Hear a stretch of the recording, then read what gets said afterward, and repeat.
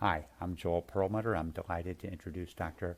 Jean-Paul Vonsattel, who's professor of pathology at New York Presbyterian Hospital and director of the New York Brain Bank. He's done a lot of research on the neuropathology of Huntington's disease and will talk to us about developmental brain abnormalities that occur in that condition. So good morning, everybody, and thank you for the invitation. And I am especially thankful to Dr. Perlmutter Joel, who kindly invited me for this presentation.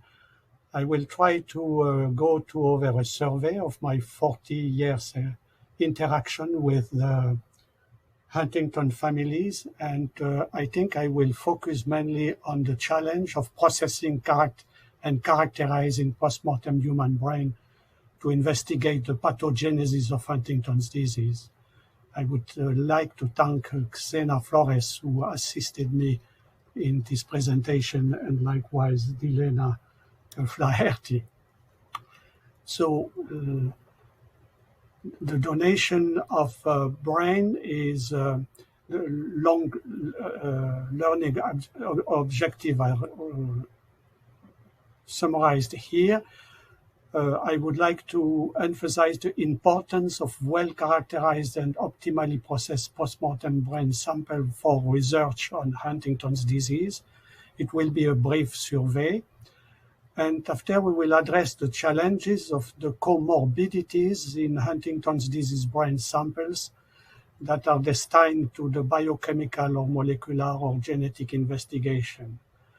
With regard to the well-known grading system or staging of the pathologic changes in Huntington's disease, there are two issues that I would like to address. One is the loss of the corticostriatal projection because of the presence of concomitant Alzheimer's disease changes supporting the cytotoxic glutamatergic hypothesis of Huntington's disease. And the last is a consideration with regard to the observation of more than 1,000 brains are the striatal order topographic distribution of HD neurodegeneration driven by the long-standing slight imbalance of the homeostasis or hypoperfusion of blood. So let's start with the brain donation. This is a statement made one day by Nancy Wexler. Brain donation for research is the last and greatest gift so that someone can give. So let's see what happened with the brain when we receive. Briefly, we will go over the protocol. When the brain comes in, we have very little information about the patient, because we have to process the brain as soon as possible after its reception. So what we are doing, we are processing it as if it were optimal anyway, despite of the possibility that they would have changes inside that would not be optimal for using as a research. So we split the brain in two halves. One half is processed fresh for research, the other one to assess the neuropathological examination, as I will detail a little bit later. When the brain is in, after sleeping, separated to half, we generate very precisely coronal slices. So we generate coronal slices at a precise level. From those coronal slices, we harvest a portion of it, and they are frozen and kept in electronically tracked bag, and we create also some aliquot. Now, the other half is being used to make sure, after fixation, we do a thorough neuropathological examination to make sure that indeed this brain has the characteristic changes of Huntington's disease, whether it is pure Huntington's disease or the degree of severity of Huntington's disease, or whether it is combined with other disease. from each half brain, the fresh one and the fixed one, we take at least 18 blocks that are standardized. They are exact at the same level from the fresh half or from the fixed half. But for the fresh half, we take much more than 18 blocks. But those 18 blocks standardized that are taken from each brain bank is to be able to compare based on the statement that in neurodegenerative disease, changes that are involving one half of the brain usually occurs in the contralateral half brain unless otherwise specified. This is an example of the coronal slice from the fresh half brain, from which we harvested 3 standardized brain blocks. Those 3 blocks would be saved for the basic scientific research. They are stored in freezers. And to make sure that the changes in these levels are documented, we harvest the blocks exactly at the same site in the contralateral half brain, which was fixed, and we assess the changes that occur, assuming that they are the same in the corresponding blocks stored in the freezers and made available for research. Now, before we go ahead, I will just take the opportunity to address the issue of the description, because there is confusion in the terminology. We use the term basal ganglia for the area including the caudate nucleus, putamen, nucleus accumbens, globus pallidus, amygdala, substantia nigra, and subthalamic nucleus. When the term corpus striatum is being used, would be caudate nucleus, putamen, nucleus accumbens, and globus pallidus. When the term lenticular nucleus, we will use the term, we will include the putamen and the globus pallidus. Next one.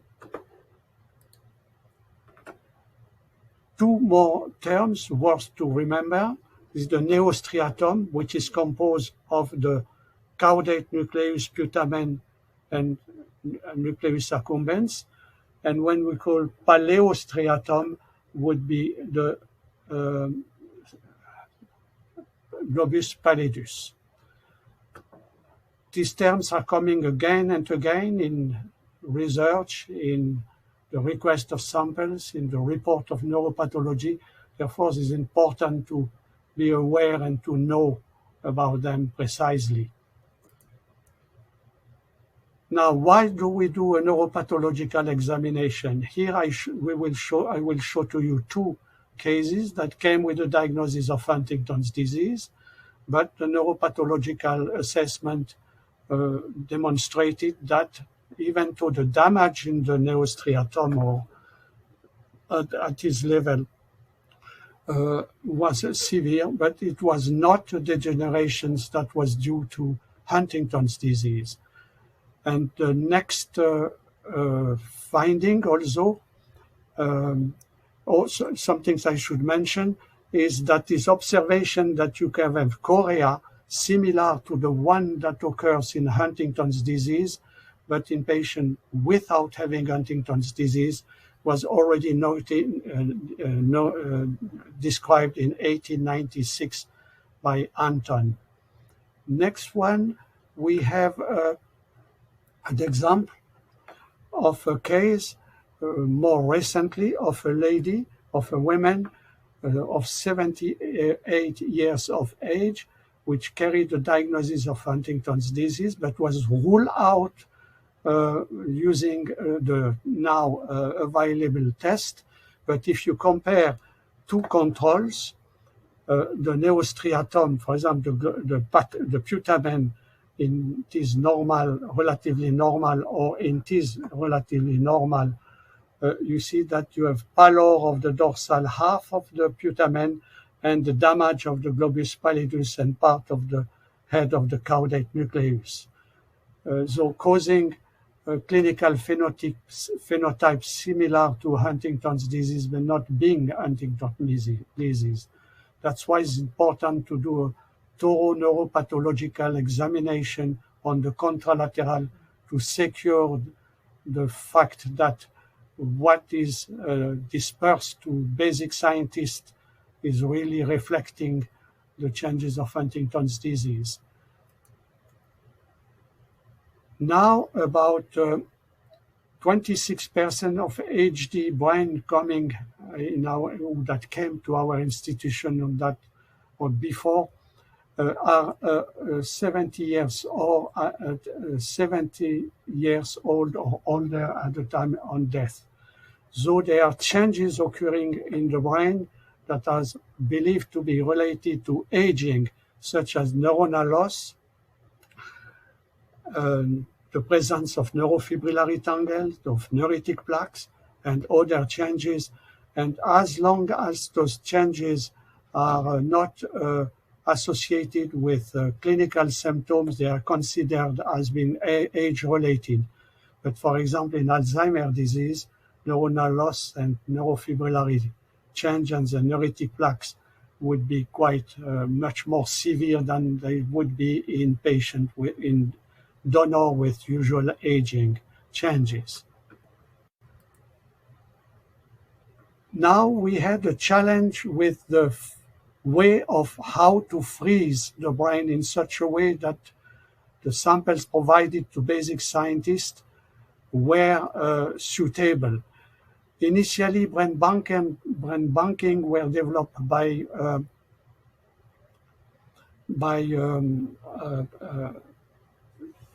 individual basic researchers that were more interested in biochemical rather than study requiring the maintenance of the morphology of the cells. So the brain was either frozen en bloc, and a lot of crystal artifacts would occur. And after, when we would generate slides to assess what it was, we could barely distinguish between the type of neurons. And more it became important that we needed to have blocks of samples processed in such a way that we could distinguish between neurons or glial cells. So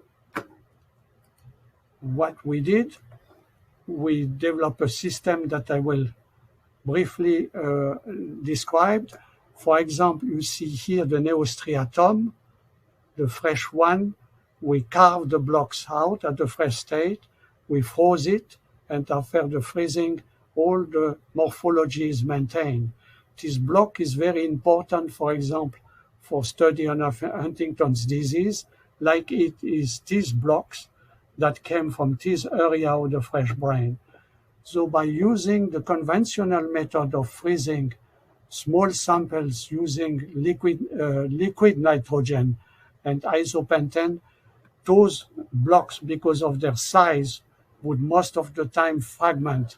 And it would not have been, after having fragmented, it would not have been possible, for example, to compare the dorsal medial area part of the caudate nucleus with what happened in the nucleus accumbens, knowing now that the difference is considerable between the changes in those two parts.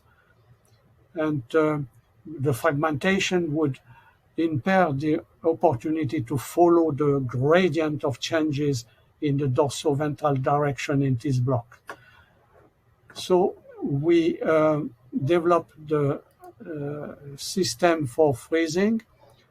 We use liquid nitrogen. If you dip the block, which is represented by the hand, in the liquid nitrogen, if you retrieve very quickly the hand, no damage would happen, because vacuole would interfere between the hand and the liquid nitrogen, isolating for a few seconds the tissue that is immersed in formalin.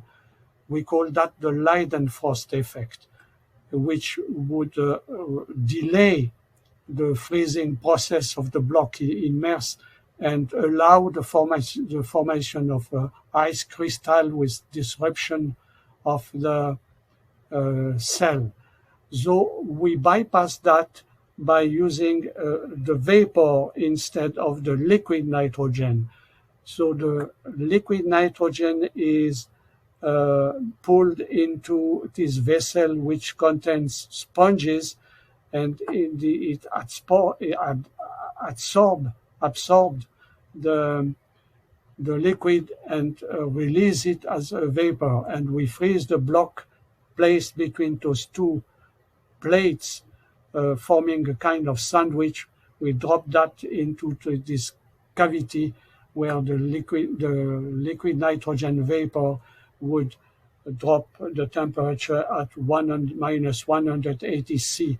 And if well processed, minimal or no freezing artifact are occurring in the block, like we will show to you now. This is a mice, an example of what happened in the spinal cord after 2 minutes ligation. There is an infarct of the spinal cord. If we look at this area on the left side compared to the area of the right side, you see that we have normal neurons still alive, still morphologically intact, and in the area infarcted, we see the red neurons that are decaying and dead to some extent. And the high power shows to you here the relative preservation of a motor neuron of the spinal cord next to the infarcted one. So we knew that we had a method that was suitable now for processing brain donated for research that would be suitable for study depending on the integrity of the cells. Now, we had to face the spectrum of the degenerating process in Huntington's disease, again, to provide basic scientists with samples that are optimal for certain type of research versus other one. If you compare those 3 coronal slices with one coming from a 48 years old patient with compared to another one which is 34 years old, at first glance you would say Huntington's disease is diffuse atrophy of the brain, but if you look further, you see that the brain of the atrophy involved the neostriatum here, the striatum here, and we don't see any tail and body of the caudate nucleus compared to the control one. And also there is severe atrophy of the white matter. The thickness of the cortex is difficult to assess, but certainly it's atrophic, which would be easy to demonstrate using morphometric study than assessing by general survey. Here I want to present to you a very interesting document to some extent, because we had the privilege to obtain the brain of a 94 years old lady with very early stage Huntington's disease, compared to what happened to her grandson who had grade 4 Huntington's disease. If you on general survey, the brain of the grandmother is within normal limits, maybe a little bit of atrophy of the superior frontal gyrus. If we look at the level of the amygdala or the lenticular nucleus, again, this coronal slices would be assessed as being within normal limits compared to the relatively young 36 years old grandson where the atrophy is diffuse. If we were now to use for research the caudate nucleus, the caudate nucleus here, with the caudate nucleus of the grandson, you would see that for the basic scientist receiving this material is quite challenging because the difference is dramatic between the two. If we go more posterior, there is no body of the caudate nucleus, and the tail, no body. So there is a dramatic, the spectrum of changes in Huntington's disease is quite striking, from looking within normal limits to very severe atrophy like shown here. Now let's see in a family the subtle differences in the atrophy that can be picked up only when you have many cases available and when the processing is done in a rigid, standardized way.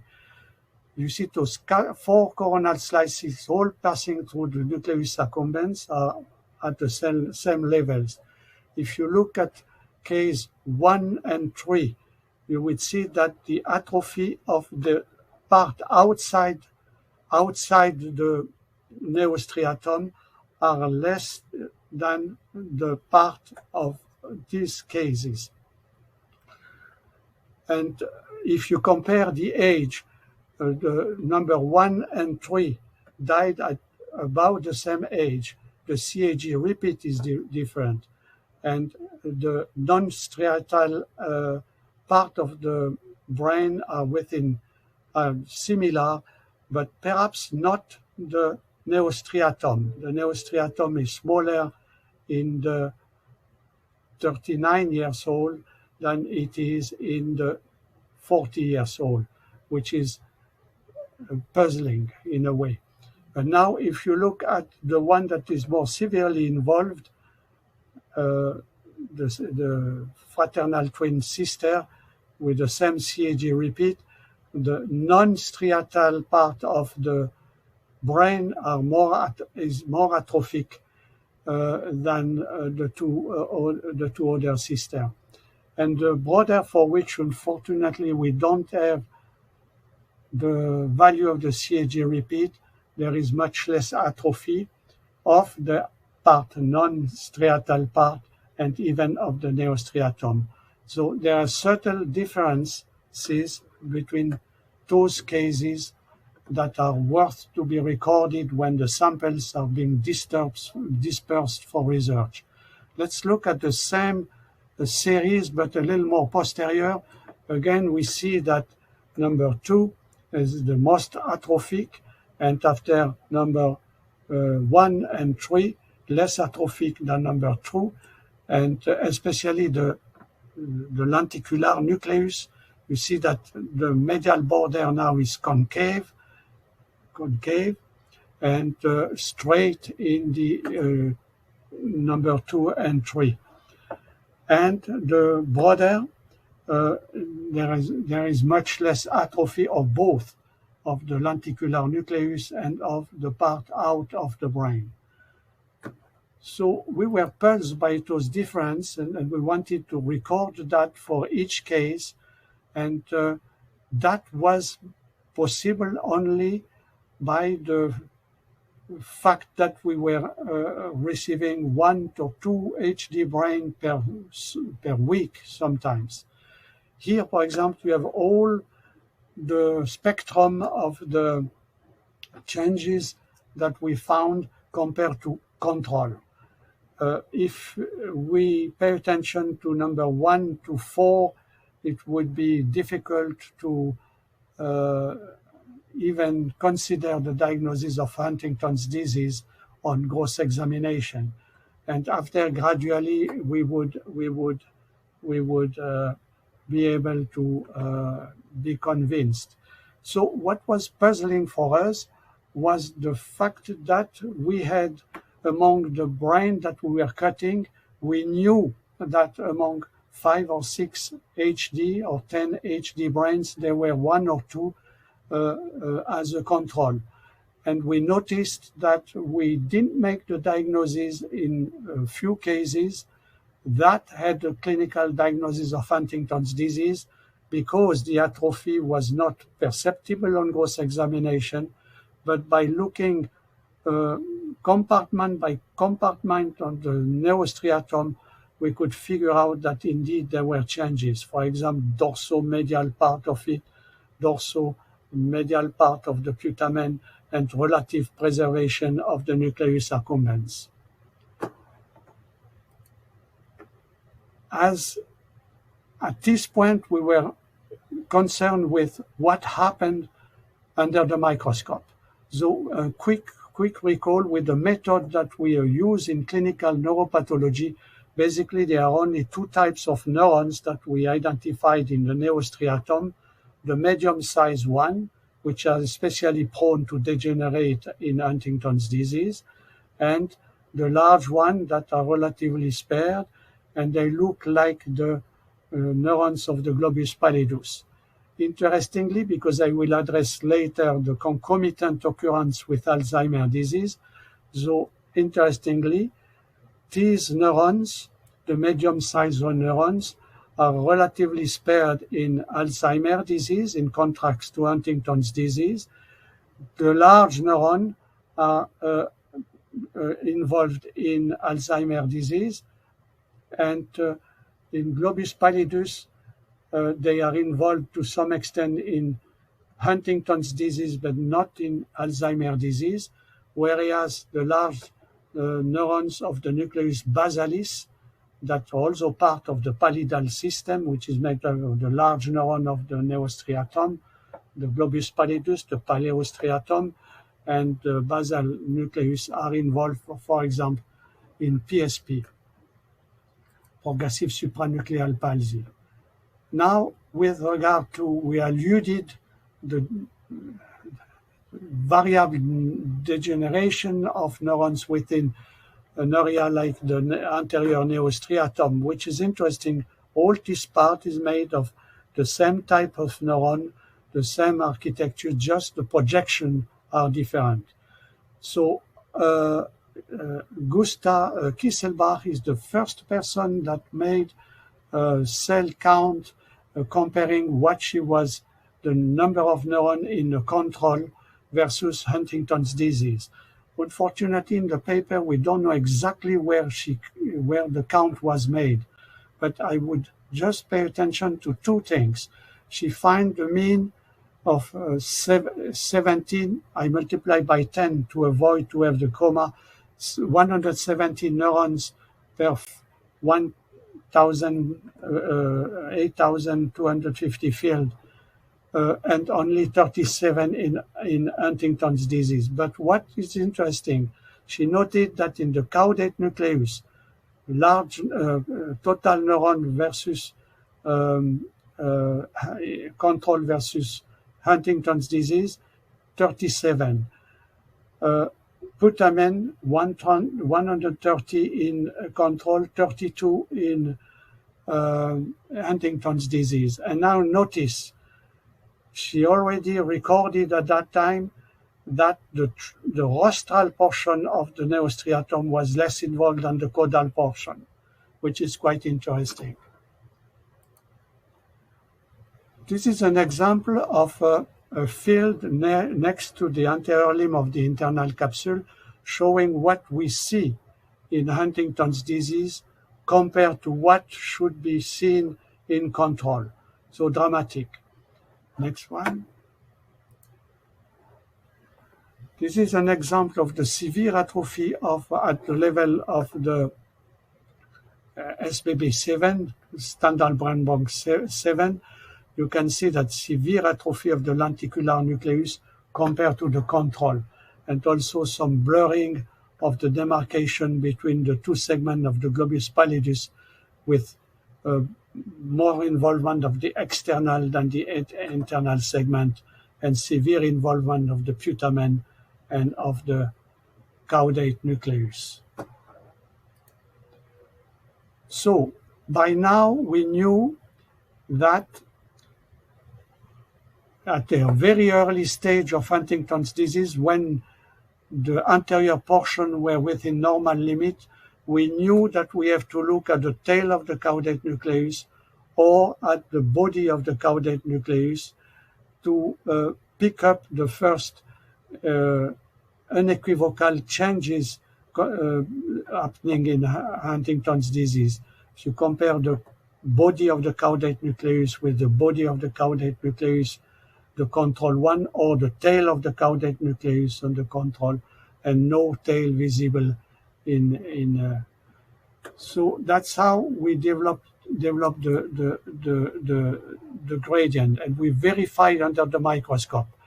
Only in grade 4, when you compare the dorsal portion with the nucleus accumbens, the demarcation between the two zones is not as striking as it would be in grade 1 or grade 2. And this is what we would see in Huntington's disease, grade 4, what would be in relatively normal case, and nucleus accumbens versus the normal.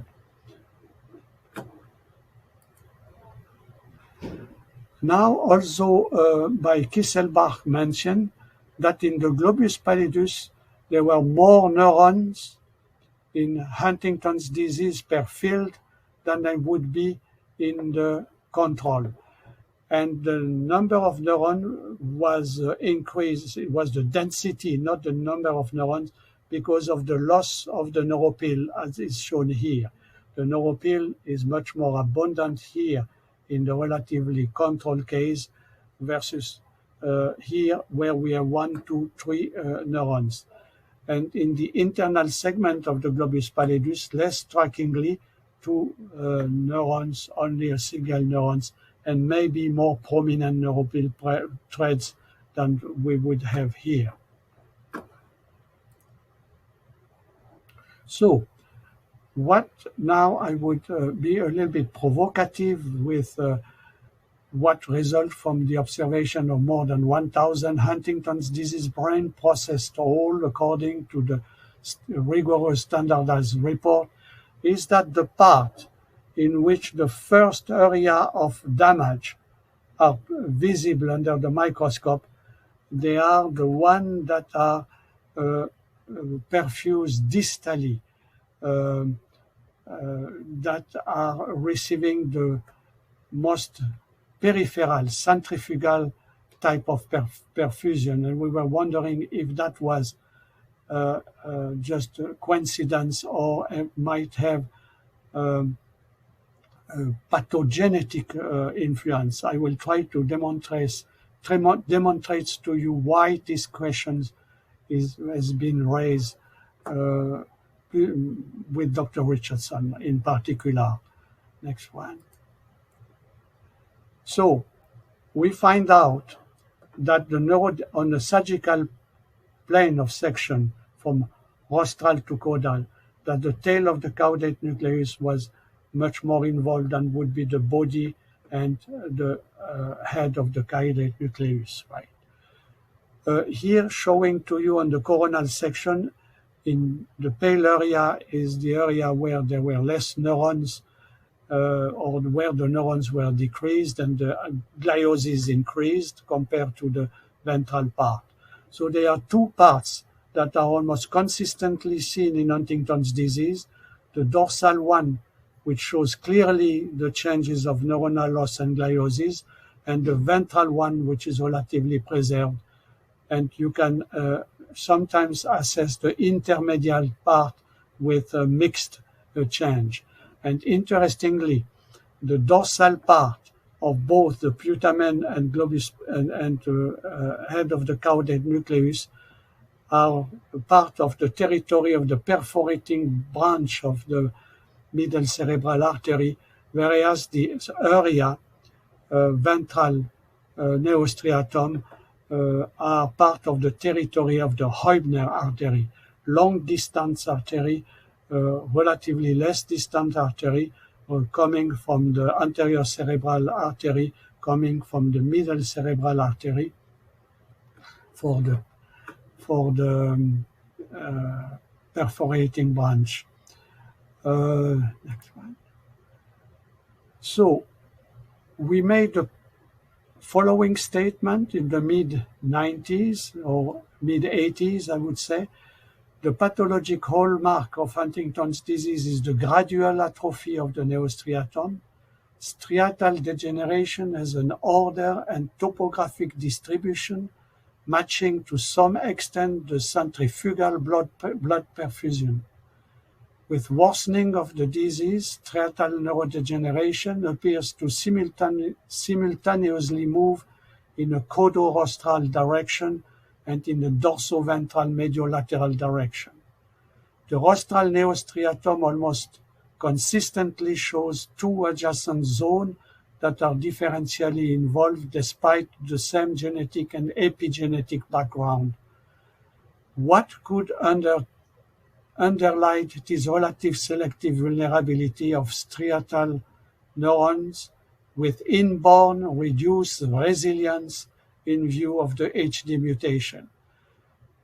The statement driven by by Spatz in 1938 was kind of provocation, and we were wondering with Dr. Richardson whether this was a way for us to pay attention to what is close to but not at the overshed territory.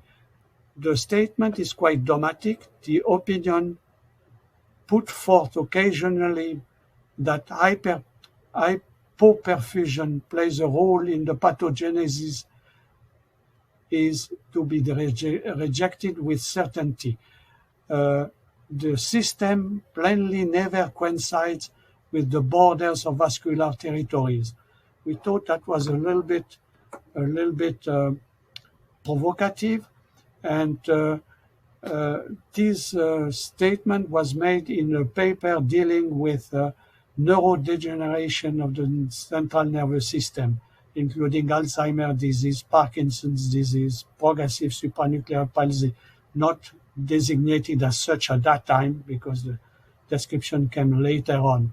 Here, I want to show to you that we have examples in general neuropathology supporting the claim that there is territory that are more prone to be involved with in relationship with the vascular system.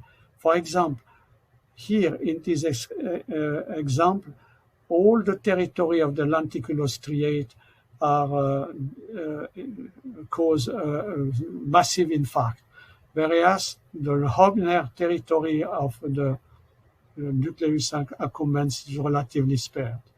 Now, another example where the damage is more chronic. If we look at the very anterior portion, we can see that there is an area here of the territory which is relatively spared compared to the other one which is granular, and a little more posterior, the territory of the Hobner artery is spared, and the lenticulostriate is moth-eaten type and granular. Next one. Here is two other examples of one at the level of the posterior nucleus accumbens, and again we have damage in the lenticulostriate artery territory, and those area would be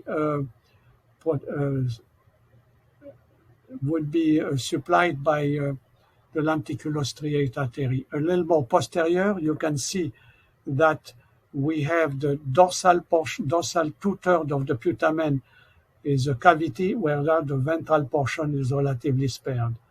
So it reflects to some extent what happened in Huntington's disease in the early stage. And we have two examples here, one involving the external segment of the globus pallidus due to the MCA perforating artery, and the internal segments. So what is common to those areas is that those are perforating arteries. They have three characteristics. The first one, they are straight. more or less. They emerge from a large artery, MCA or internal carotid artery, and 3, they have no branch. So we raise this point that might be interesting to consider for research and for maybe looking for therapeutic means to correct this imbalance of the hemostasis. I will read it. Could a mild chronic hypoperfusion of the distal blood supply and the ensuing subtle imbalance of homeostasis with the HD mutation drive the ordered and topographic distribution of the degenerative process, which might extend over 30 or more years? Are these phenomena coincidental or incidental? Resolving such question might have therapeutic implication. Now I will very briefly mention some things about the mice model or the animal model for Huntington's disease. First of all, I was the witness of the fact that we did not identify this inclusion in neurons of Huntington's disease human brain until it was brought to our attention by the paper Mangiarini and the group of Gilles Bays in their animal model. And we can see that the nuclear inclusion can be picked up in human brain, here Brodmann area 9, in a smear that we did when processing a fresh brain of Huntington's disease. And clearly the inclusion are there. And at the same time we captured reactive astrocytosis. The main difference between the human, as far as I am up to date, is that the inclusion in the mice occur in more than the neurons. For example, ependymal cells would be involved in the neurons, whereas in Huntington's disease, with the method we use in clinical neuropathology, we identify them mainly in neurons or exclusively in neurons or in the cytoplasm to some extent. Now, with regard to the mouse, which is interesting, a balance should be exercised between assessing the similarities between what happened in the mouse versus the human brain. When we emphasize the similarity and at the cost of the difference, which is a little bit the tendency when we read a paper nowadays, we might draw a conclusion that can be misleading. Like in this example, Louis XIV, or how you say in English, Louis XIV, 14, the Sun King, Soli, is quite different historically, chronologically, than the Queen of the Screen. And it's good to be careful in saying that what is found in the animal is what happened in the human or vice versa. But the creation of genetically engineered animals represent a critical moment in neuroscience, no doubt about that. They are the necessary substitute to investigate the wild type of mutant Huntington. The validity of the model probably should be measured by their capacity of reproducing the cellular dysfunction of HD rather than the phenotype of the postmortem human brain. That's it for the mice. Now, the unusual changes, what we notice in a few subsets of cases of Huntington's disease using the conventional method of neuropathology. For example, in some cases, we have islets in the middle of the Neostriatum, that are relatively spared. I know it's a little difficult to figure out with these low powers, but if you go with the higher powers, you would see that you would have much more neurons left in this nodule versus outside it. And alpha-synuclein, which stain the vesicle, you can see that you have the corresponding allet more or less relatively spared compared to the caudate nucleus. And also the caudate nucleus has less alpha-synuclein than the putamen and the nucleus accumbens.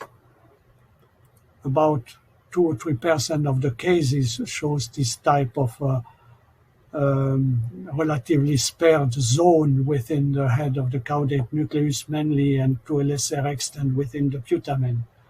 Another findings that we recently were recorded with Dr.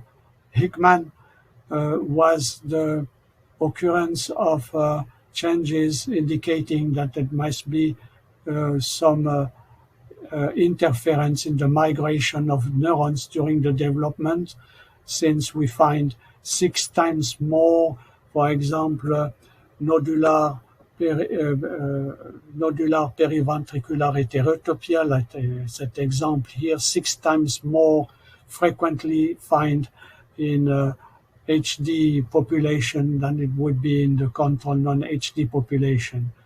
And interestingly, these nodular periventricular heterotopia, if they happen in Alzheimer's disease or like in Huntington's disease, they have the same change inside than we would find in the cortex with regard to the occurrence of nuclear inclusion, or in Alzheimer's disease plaques and tangles.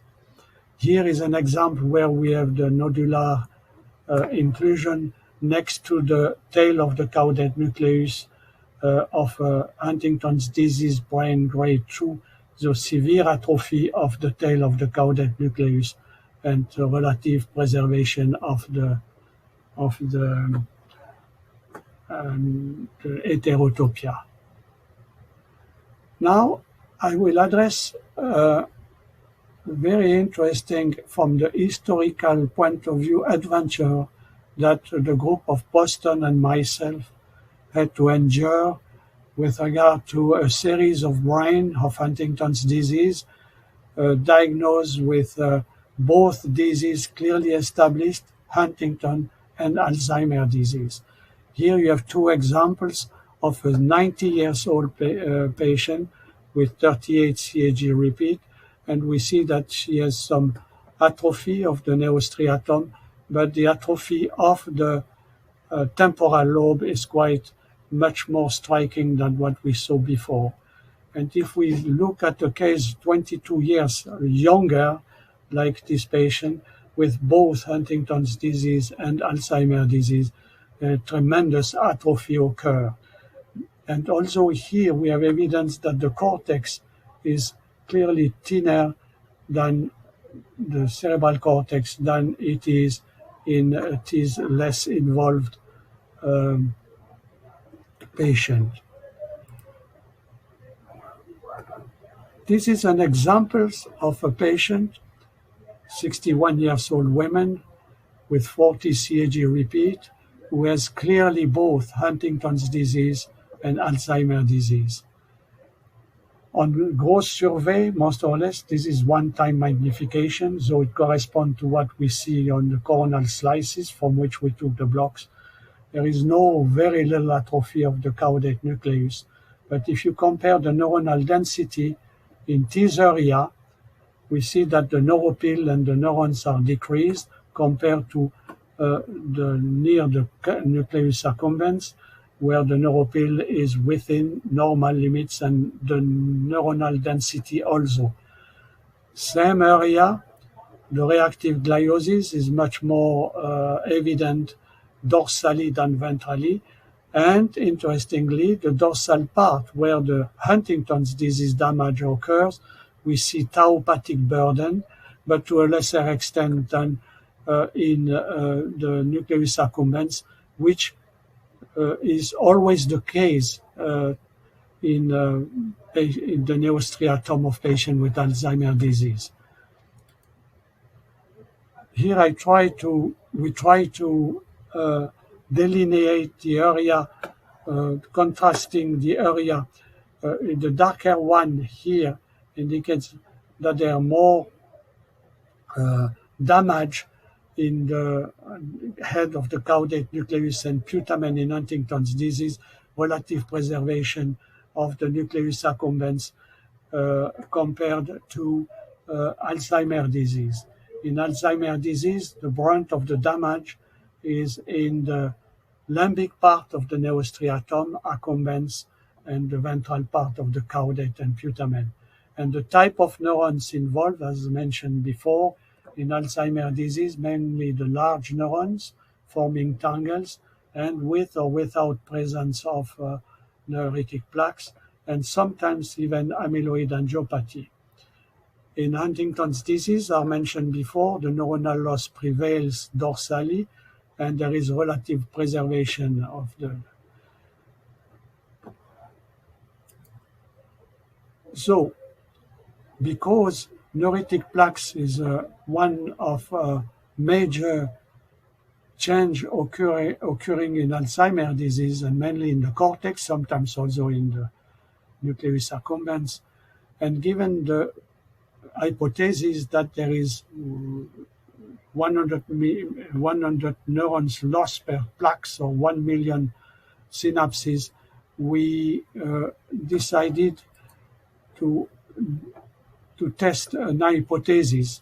The hypothesis that if you have decrease of glutamatergic input into the caudate putamen due to Huntington's disease, you should have less damage in the neostriatum compared to people who don't have, people with Huntington's disease who don't have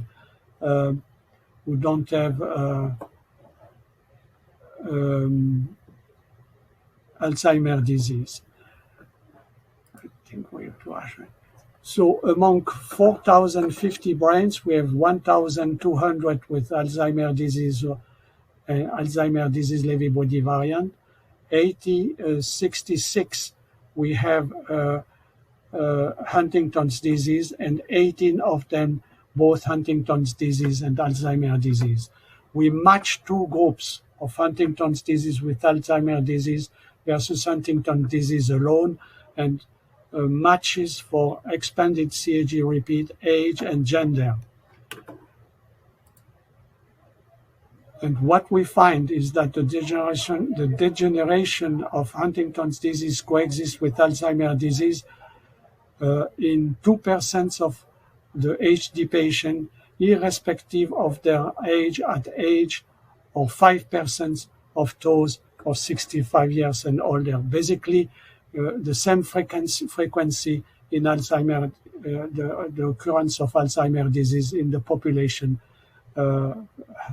of Huntington's disease or not Huntington's disease. So in conclusion with this paper, we submitted 4 times. The manuscript was always rejected. And the conclusion of the paper is what the coexistence of Alzheimer's disease in patients with HD was employed to as a model to verify whether cortical glutamatergic input was associated with reduced striatal atrophy in patients carrying the mutation. And our theory failed to support this hypothesis, and this was the reason why the paper was always, the manuscript always rejected. And paradoxically, now we are asked to submit a manuscript with this data. I thought I shall share that with you. Now I have to conclude. Before I do that, I would like to mention in memory collaborators, extraordinary collaborators that are no longer with us. Dr. Richardson, my mentor for 20 years. Dr. Bird, a wonderful individual who devoted his life to Huntington's disease. our friend Udo Rüb, who did a lot of morphometric work on Huntington's disease, and our dear friend Flint Bill, who just passed away. Two more slides. Want also to thank A.T. Cortez, who here he is on the verge to line the samples that came from Venezuela, Maracaibo, the patient with Huntington's disease that Dr. Nancy Wexler and her team worked very hard to obtain. And here is Nancy Wexler helping us categorizing, sorting, and identifying the case. So, and above all, thank you for your efforts, dedication, support, and generosity.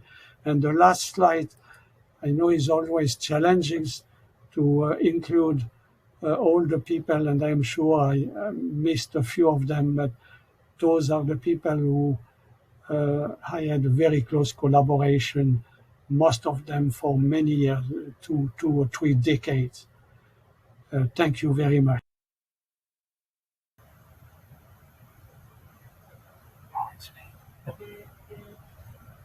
We are live. So, should we get started with the first question? I can read it. So the first question is JP. What role might 28 CAG repeats play? I expect this alone might have an effect.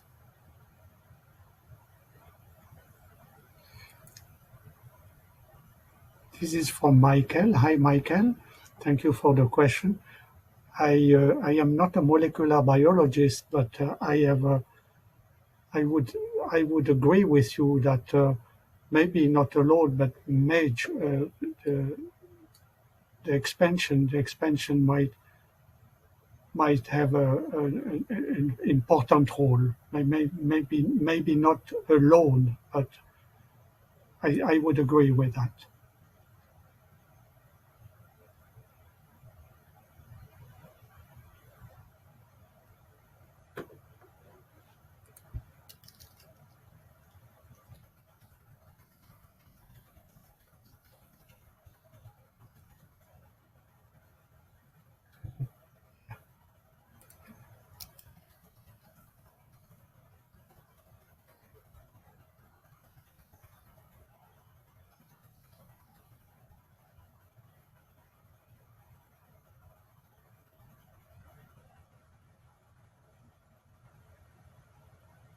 Okay, second question is from Kristen.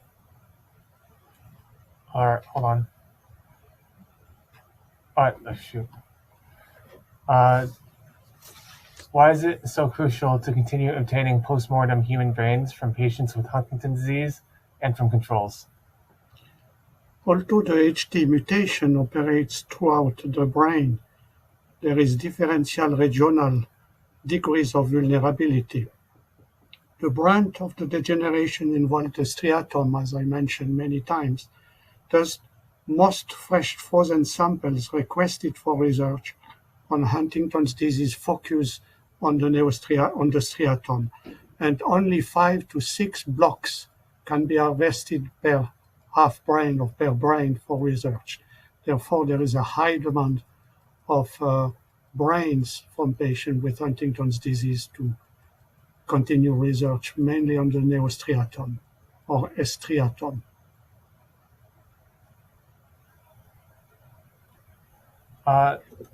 Third question is from Joanne. Of the patient's brains sent for HD donation, what % do not have HD? What was the cause of the chorea in the 2 patients you showed with no HD?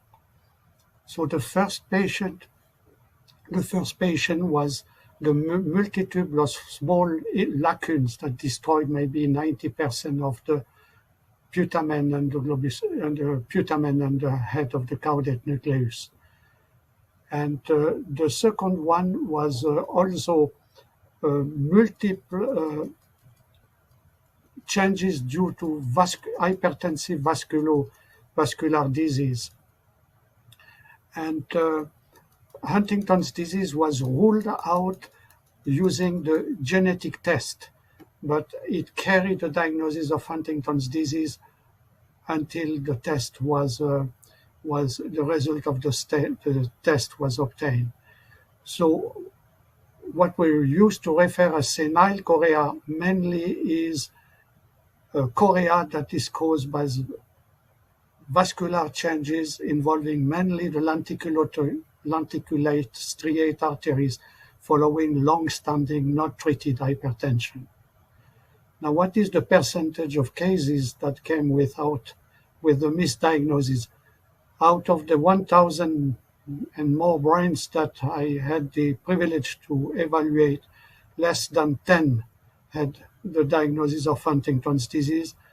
10 had a discrepancy between the clinical and pathological diagnosis, and all of them were before the discovery of the gene. And the cause was, one case was diffuse Lewy body disease, and 3 cases, as I remember, was schizophrenia, came with a diagnosis of schizophrenia. And 1, we still don't know what is the diagnosis, and it came via the movement disorders clinic, Dr. Fan, and damage mainly the damage are mainly involving the subthalamic nucleus and the lobus pallidus, and to a much lesser extent the putamen, adjacent putamen.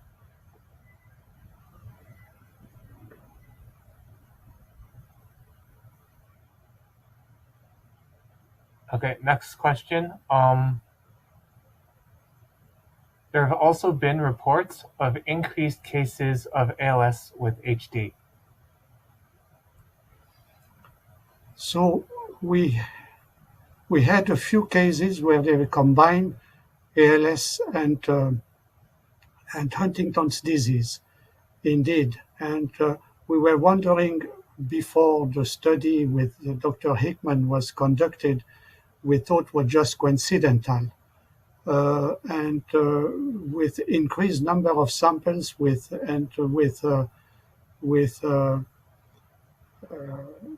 data coming from the molecular genetic fields, it's indeed there is a risk factor having Huntington's disease to develop Alzheimer's disease, ALS, or vice versa.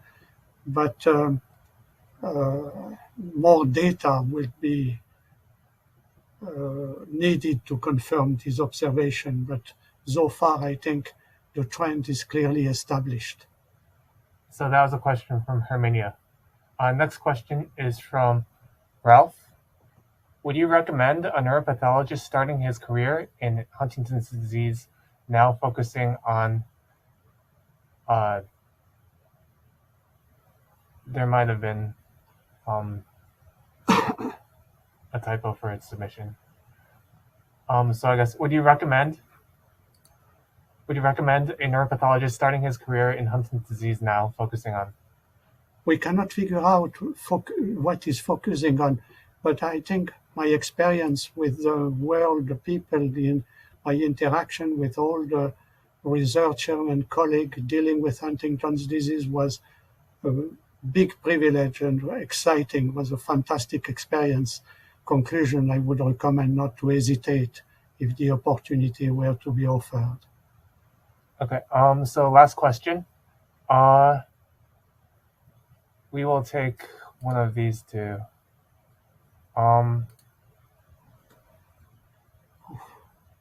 These two are both good questions.